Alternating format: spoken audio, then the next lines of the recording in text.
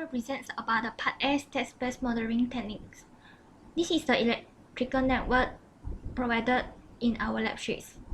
First, we label all the currents in the network with IC1, IL, and IC2. Then the step variable should be S1, S2, S3 equal to VC1, IL, and VC2. Then we do the derivative equations for the energy storage element for inductor and capacitor. Then C1 dVC1 dt equals to IC1, L dIL dt equals to VL, C2 dVC2 dt equals to IC2.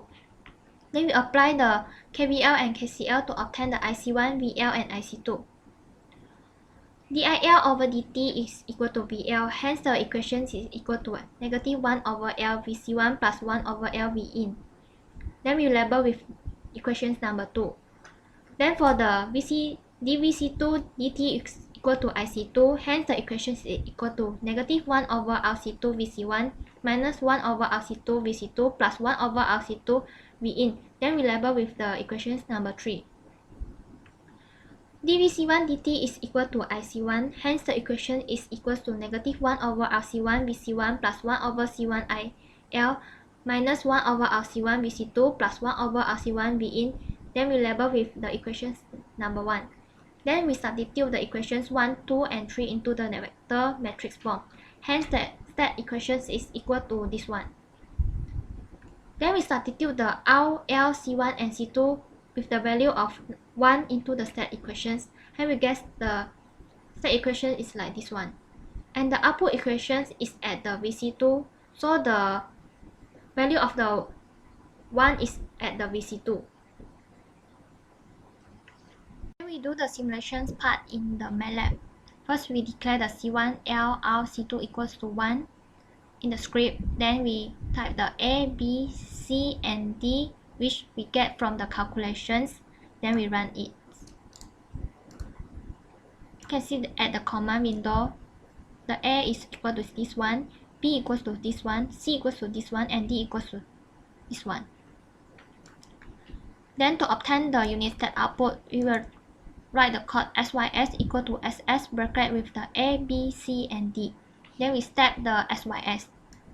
Then we evaluate it. So this is the step response for our system. We can see that the system is stable. Then to do the simulate part, we will first run the code for A, B, C, and D. After evaluate the codes, we will go to the simulating parts. This is the simulating circuit for our system. This is the step. This tree is the gain, and this is the integrator. This is the sum, and this is the scope.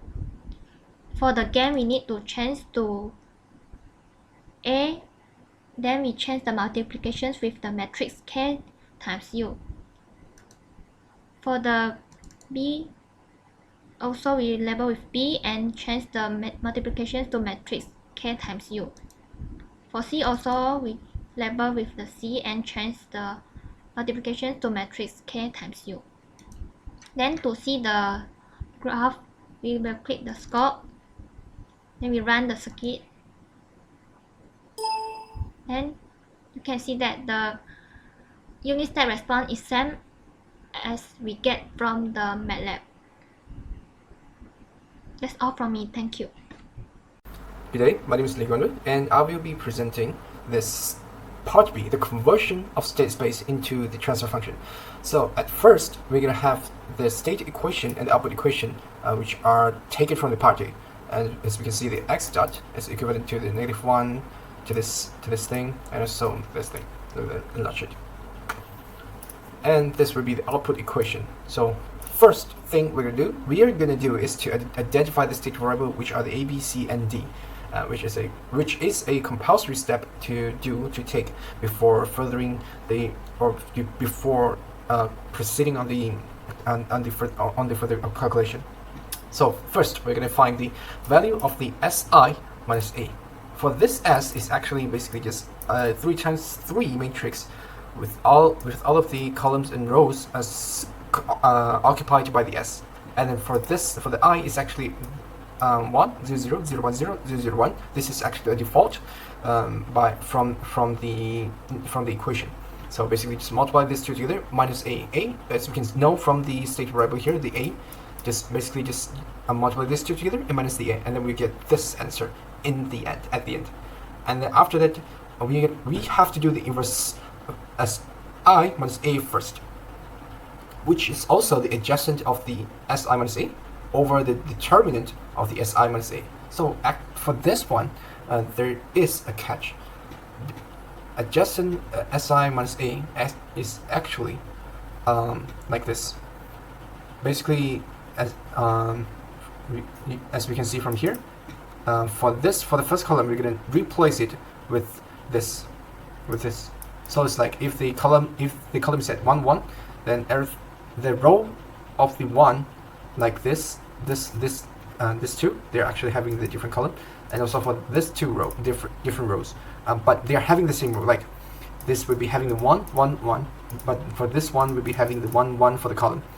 For the rows that is having the same value as the first matrix here, as the first row in column here, will be substituted with a small matrix here, a small determinant here inside of here.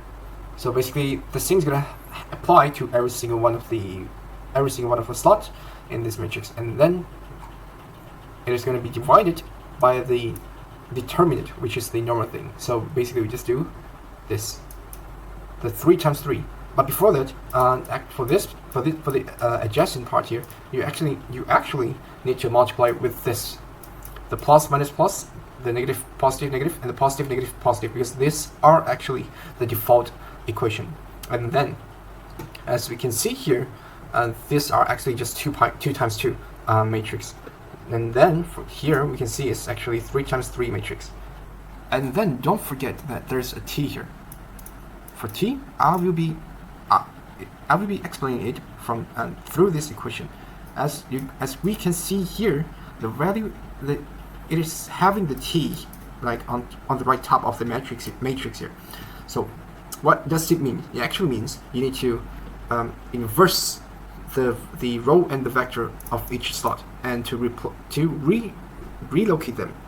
So for example, this one is having the row and the vector of 2 1, or the 1 2.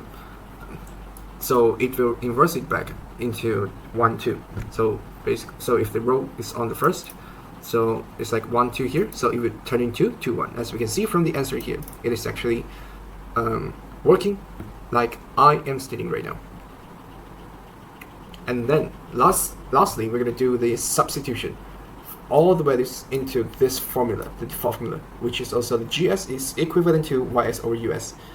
It's also equivalent to C multiplied with BC, this two, BC multiplied with the inverse of this SI minus A plus D.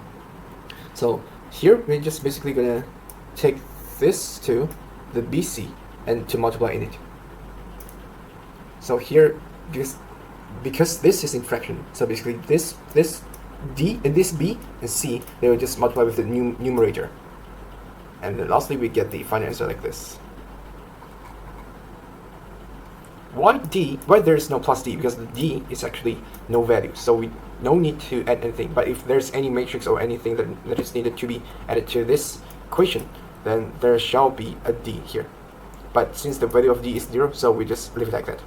And then finally, we got the answer, which is also the GS is equivalent to S squared over S cubed plus 2S squared plus S plus 1, which is our final transfer function. Thank you. In Part B MATLAB, the state space representation is converted into transfer function. First, we clear the workspace by using the clear command. Then we assign the MATLAB variable using S. From the calculation in Part A, the state variable is obtained, A, B, C, and D, and it is copied from that and using it here, A, B, C, and D. To obtain the transfer function, we use this equation to calculate this, which is G equal to C times inverse of S time I minus A times B. Then this is to simplify the transfer function. And then the system is represented by create a transfer function using numerator and denominator coefficients, and the unit response is plotted. We evaluate the code, and the result is shown at comment window. So first, A is equal to this, B is equal to this, C is equal to this, and D is equal to this, which is same from part A. And then the SI, we will get the result as shown at here, and SI minus A and inverse SI minus A. This is calculated using the formula as you get SI minus A over determinant SI minus A. And the transfer function after simplify is s squared over s cubed plus 2s squared plus s plus 1. And the numerator and denominator coefficients is using in unit step response. So this is the figure step response for the transfer function. It is same with the part A result. For MATLAB and Simulink is totally same. The graph is decreasing over the time. This is stable because the time is infinity after 30 seconds or 35 seconds. We can see the settling time is around 35, and for the rise time it starts from 0, and for peak response, okay, we can obtain a here, which is 0.35. Overall, the graph is stable, and it is a transfer function and a unit step function. A unit response obtained from the circuit of the lab. Thank you.